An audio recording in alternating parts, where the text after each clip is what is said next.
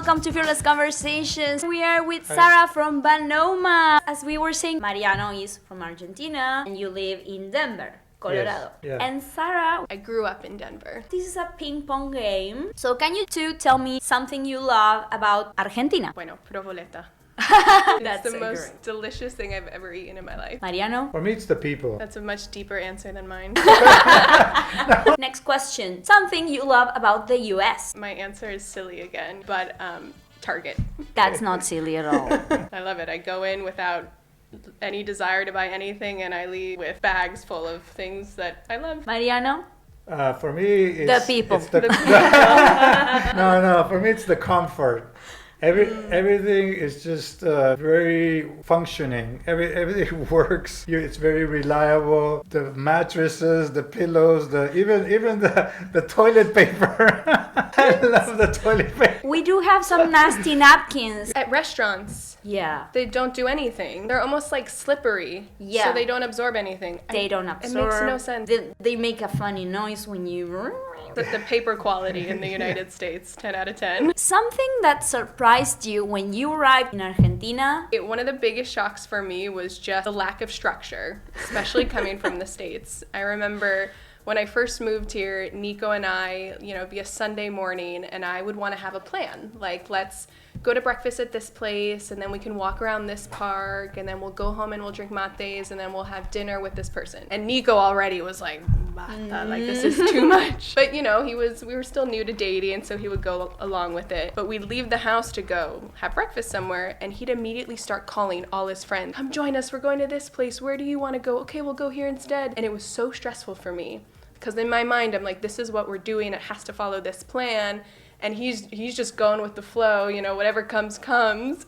And honestly, to this day, it's still something that I'm learning to live with and adjust to. It's very Argentine. Absolutely. Oh, well, we'll see along the way, Yeah, right? Yeah, go with the flow with everything. It's a beautiful thing about Argentine people. I wish that it came naturally for me. Something that surprised you when you arrived in the US? For example, going to the dermatologist. I went to a dermatologist in the US and I go to a dermatologist here. The dermatologist in the US, they go in, they see you, they don't talk about anything except, okay, what's your problem? Here, boom, boom. Like 5 minutes, they're in and out, and you don't have a chance to talk much about other issues and stuff. Here I go to the dermatologist, like he will talk to me and he's not letting me go. Like, who's the patient? Let me tell you my symptoms. Talking to me about his whole life.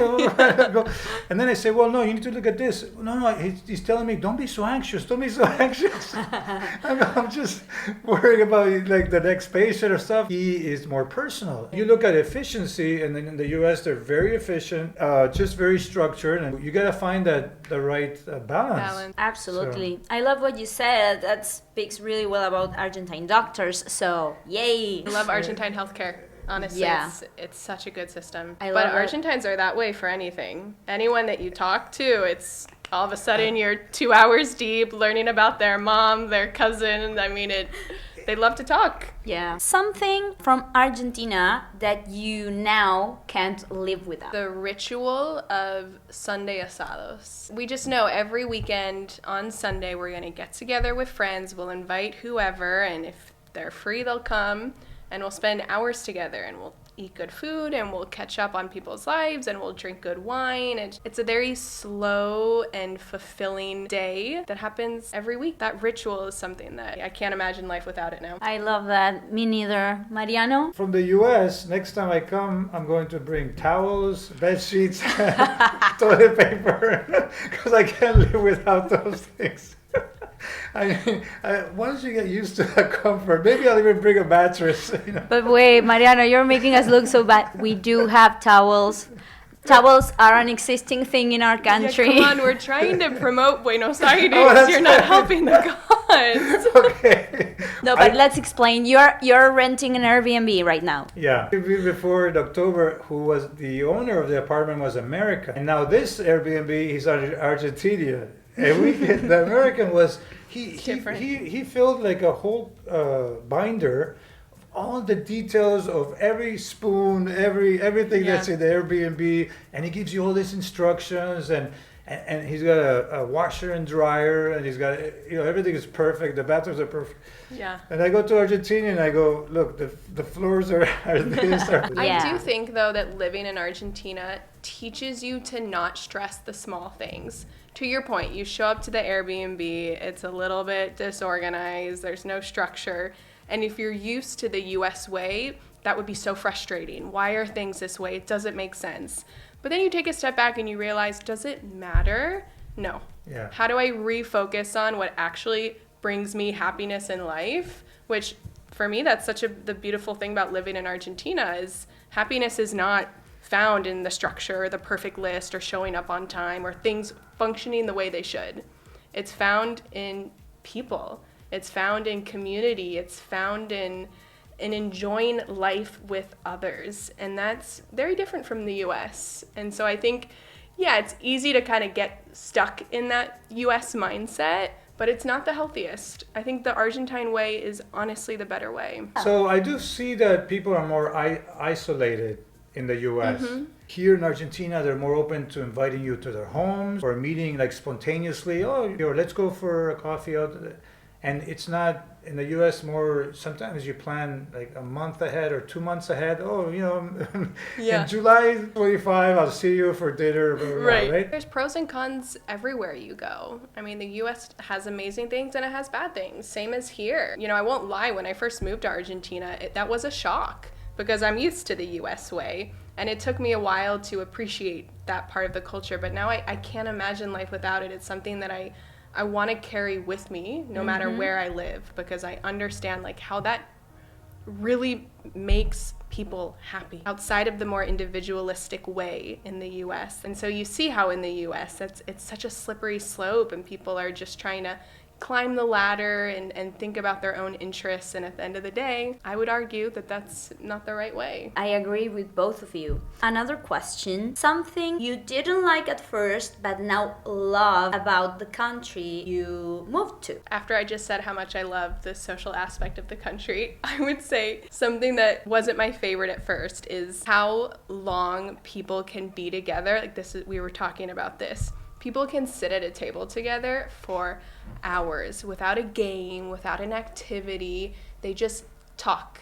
And I was talking about how people will be talking about some kind of a topic for 30 minutes, and the topic kind of dies down. No one says anything, and then they'll start with a new topic. But no one, gets up and says, okay, what now? Or where are we going? Or I have to go do this. It's like, no, we're here, we're present, we're just chilling. And for hours, I mean, it could be from breakfast through lunch, through dinner, through, going to the club. Like, just being with people is everything. And I know I still need to learn to just, calm down when I'm in those settings, because I'm also kind of looking for, okay, what are we doing? Should we get some cards out, or what's next? So Argentina is teaching me to slow down in that sense. In the US, they need to be moving. They need to be doing something, or cards or board games. So easy to talk and to express yourself as an Argentinian. Favorite food and place from Argentina, both of you. Okay, well, I already said proboleta. I love how you pronounce proboleta, like a pro. But if I had to choose something else, it would probably be maybe just empanadas. I love empanadas. And my favorite place, again, Villa Langostura. Mariano? I discovered this place. I don't know, have you been to Bagatelle? It's a restaurant. You go there for dinner, but around 11:30, 12, and they put music and they do a show. And everybody in the restaurant gets up. Everybody's dancing, and you don't have anything like that in Denver. So that's one of my favorite places. Top 3 favorite famous personalities from Argentina. We all know one of the 3 will be Messi. So Big one for me is Gustavo Cerati.